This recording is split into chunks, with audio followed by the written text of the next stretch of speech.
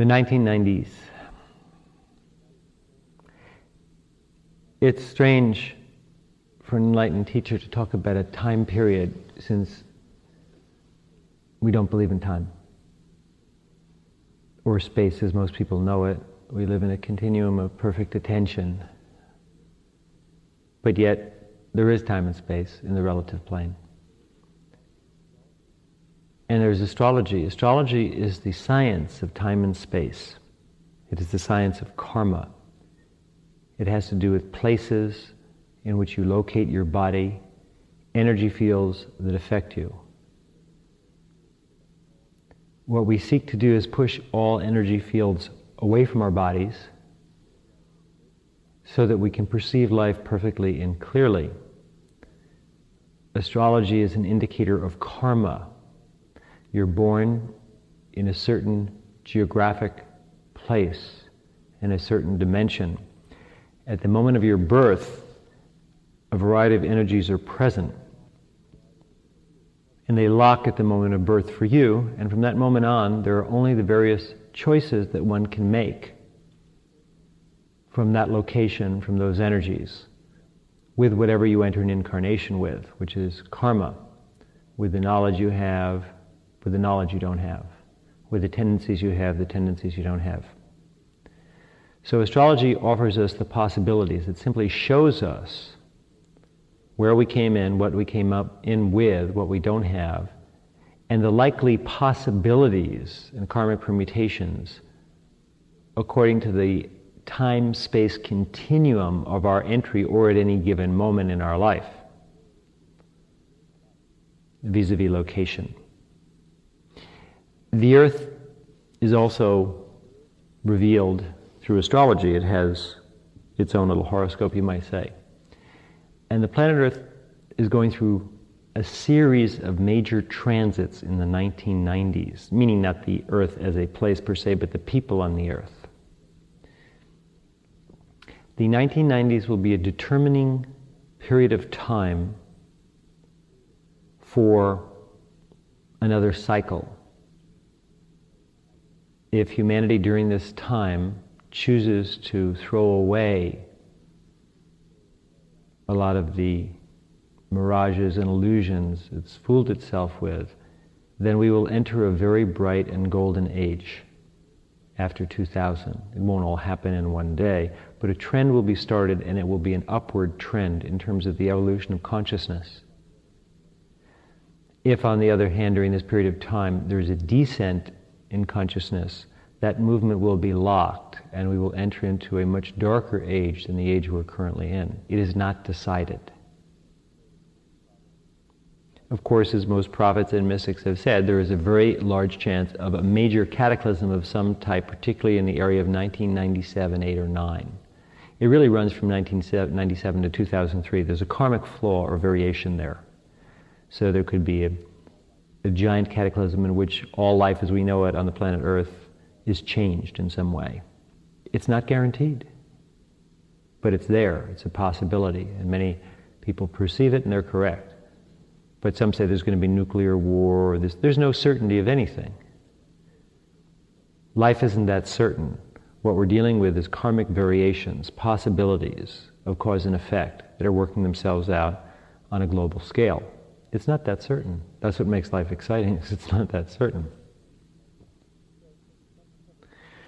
So self-discovery teaches us to push past karmic possibilities and cause and effect and create entirely new realities that are not based upon anything that's ever happened before. That's its purpose.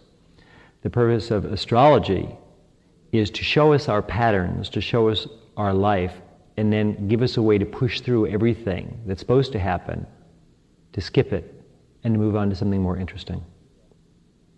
But in order to do that, we have to know who we are and where we are and what the possibilities are from which we can pick. Most people don't know that. The 1990s is, of course, a time of continued population growth on the planet Earth.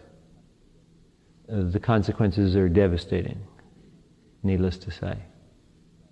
The Earth is too crowded already in terms of aura, and it's growing at a rate of 20% a decade. And every 20 percentile growth every decade, of course, is a much larger jump than the previous decade. So the Earth by the year 2000 will be a very crowded place, if you think it's crowded already.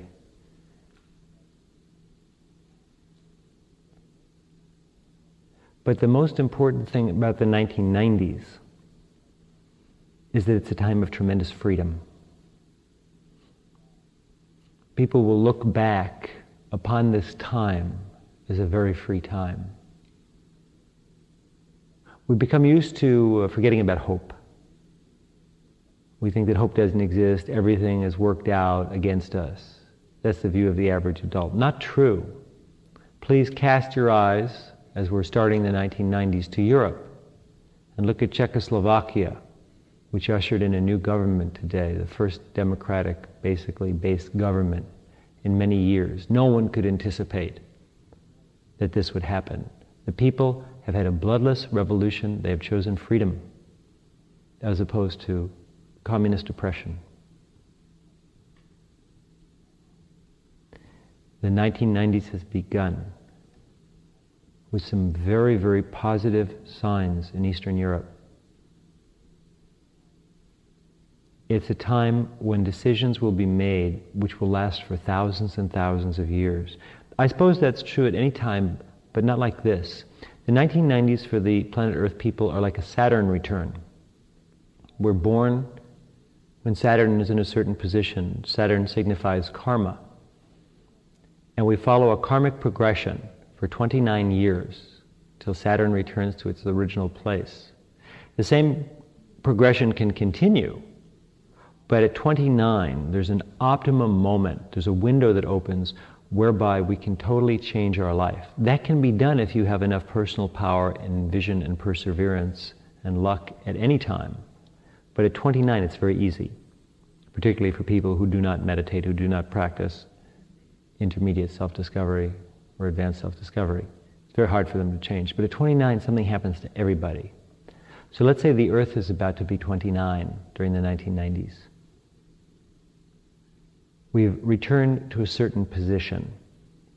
It's a position of freedom. South Africa is poised on the verge of the potential end of apartheid, probably this year. Countries in Eastern Europe that no one would ever have considered would become free are about to become free. The Berlin Wall has crumbled as we approach 1990, and this is just the beginning of the 90s. Now, there's exterior oppression. There's a degradation of the environment. But the real issue is inner oppression and the degradation of one's inner environment. The 1990s is a time where it's very easy to shift your life and your consciousness around. Everything is extremely mutable, changeable. It's not always so easy. So it's a wonderful time to practice yoga. It's a wonderful time to take patterns that have existed for countless lifetimes and change them finally. It's not always so easy. It's a Saturn return. It's a very, very hopeful time. It is perhaps the most hopeful time that the Earth has had in millennia. Things that would be impossible to do become relatively easy. But if we don't try them, assuming that they'll still be impossible, nothing will change. The spirit seeks the spirit. Matter seeks matter. This is a time of tremendous potential spiritual development and growth for individuals on the planet Earth. The radiances of energy are very positive for the 1990s. Those radiances are always there, but they're hard to access, they're hard to get to. Personally, this is a very important time for me because as an enlightened teacher, it's time for me to assert my aura fully, as it is for everyone who's involved with enlightenment.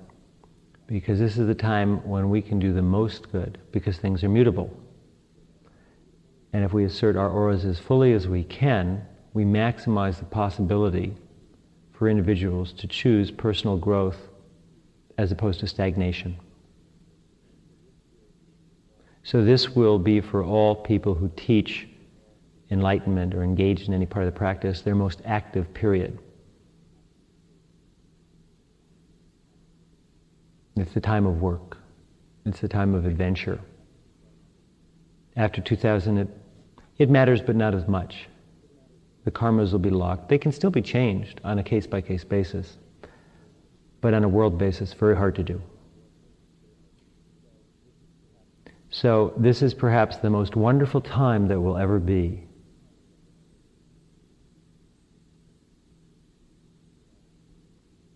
And you're living in it.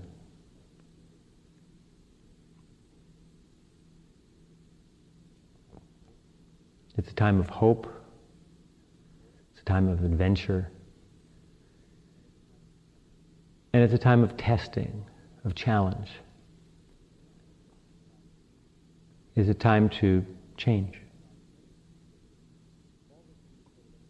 All this can be said of any given moment, and is always talked of by teachers of the occult arts.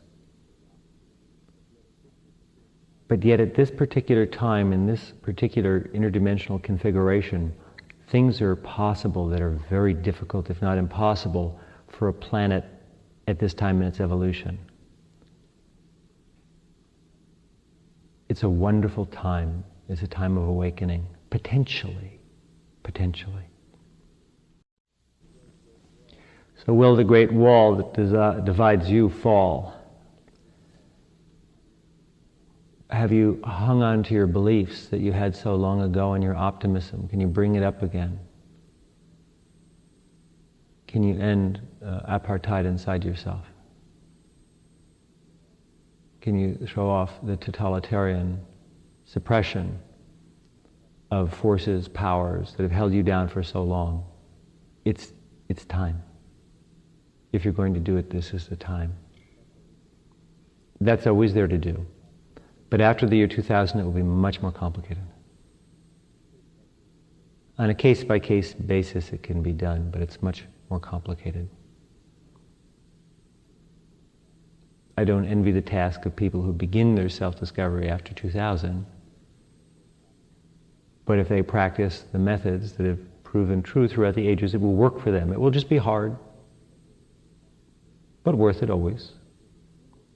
But there's an ease and a grace to the next 10 years. It's beyond comprehension. But if you don't press the door marked exit, it doesn't open. And if you've pressed it many times and it hasn't opened, you might assume that to press it again would be a waste of your time and energy. This time, if you press it, it will probably open. If it doesn't, get dynamite. So the 1990s is the most important time period to come along in human history in millennia. What will happen, no one knows. That's what makes it exciting. On a global basis, already tremendous changes are taking place, just as we move into the aura of the 90s. The 90s is an eclipse. Let's assume there's a kind of a heaviness, a darkness that seems to have been pervading this planet for a long time. But an eclipse of a kind of reverse nature is happening. We're eclipsing the darkness. And the eclipse is just beginning. And it reaches totality around 97.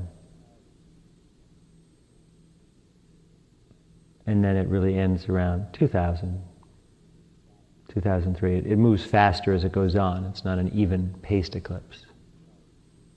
But totality is around 2007. Then it disappears fast. It's done by 2000. It fades a little bit to 2003. There's a little residual activity. But we're in it already. Today is the 10th of December, and it's begun. And already the world is changing in ways that no one could have anticipated. Changing towards freedom. Oppressive leaders are being thrown off. The Soviet Union may not be communist for very long. If it falls, all that's really left is China. And already there have been powerful demonstrations there that people want to be free. All this is just the mirror of the human spirit. To choose the light or to choose other things is always the question. So it's a time of great self-examination, a time of great adventure, and a time of hope. Yes, it's a dark age, but there's a 10-year intermission.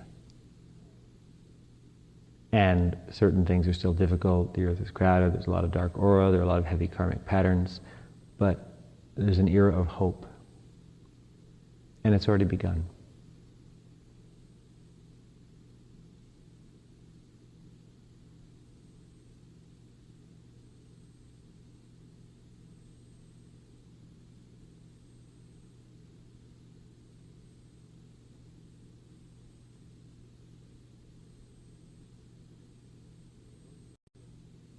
The most important thing one can do during this time, if someone was to say, well, Rama, what can I do during this period of time to maximize the possibilities of feeling good, of finally clearing it all away? I would say just to be truthful with yourself, to be honest with yourself. There's no point in getting angry at anyone else. It changes nothing. There's no point in getting frustrated at yourself. Just be truthful. Determine where you are and where you wish to be. And then use all of your self-effort to make that happen, following the guiding principles of all the Buddhas and Bodhisattvas and seekers of the Dharma, of enlightenment. Believe in yourself. Step 1. Believe in the order. Step 2. Believe in the teachings. Step 3.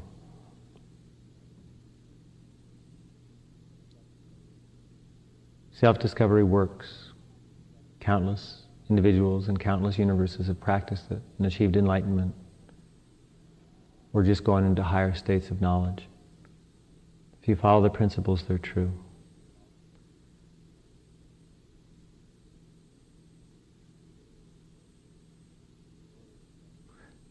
The order of self-discovery,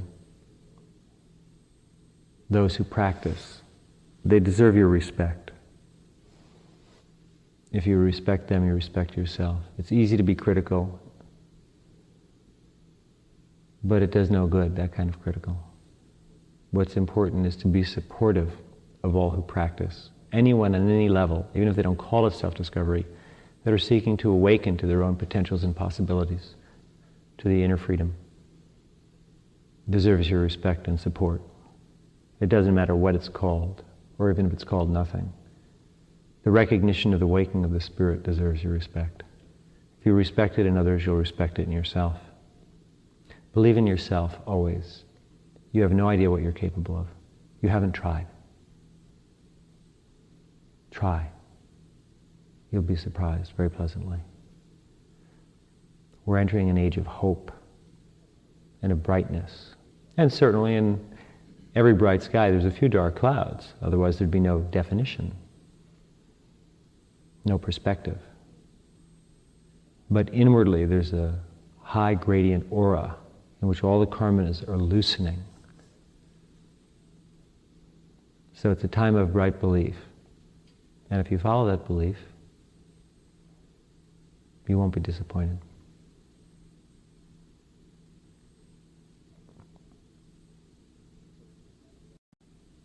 So it's a time then to forget everything that we've been distracted by and get back to business. It's a time to remember who we really are and what really empowers us and what gets in our way, and go about the business of enlightenment, individually and collectively. It's a time to return to old sources that are still good, that perhaps we've forgotten about, or the wells that seem to dry up. They're still there, they're still good. Return to the sources of your renewal, and to find new sources, and to realize things that we've engaged in, practices, states of mind, activities, methods, that do nothing for us. And we cling to them out of desperation, out of apparent necessity, out of boredom, out of routine, and just to blow them away. It's time to be truthful with yourself and say, wait a minute, who am I kidding? The strongest source is meditation. To meditate with full effort produces infinity, freedom. Next are the tasks, and next is just to enjoy beauty. But it's a time of martial combat, of martial arts. It's a time of battle. Oppressors don't just go away, you make them go away, externally or internally.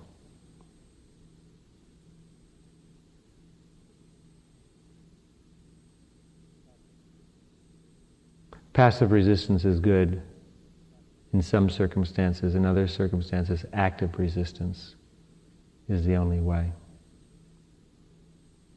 You don't have to choose one or the other, you can choose both.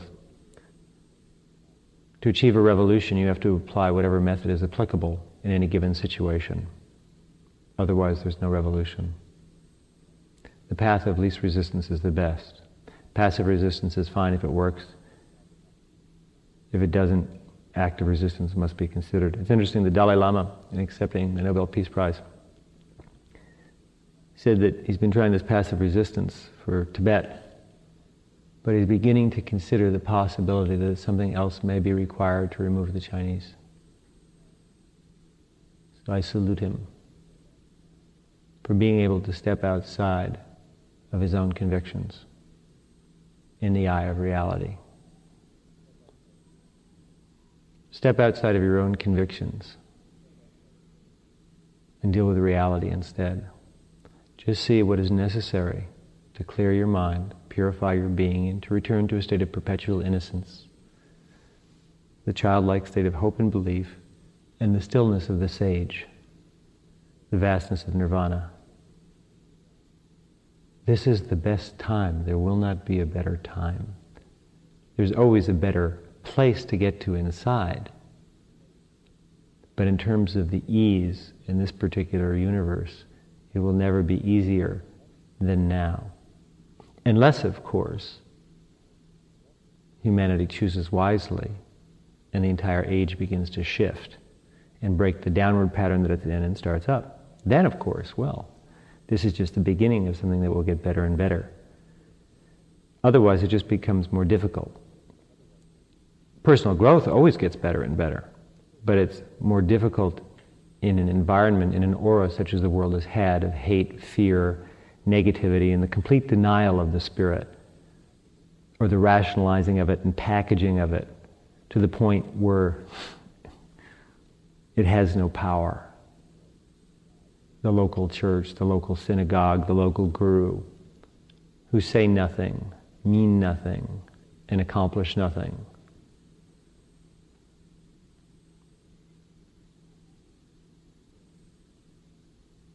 So it's an exciting time. It's a time of battle. Not celebration yet, battle. Battle and journeys, and teaching and learning. But it's an open time. Who could ask for more?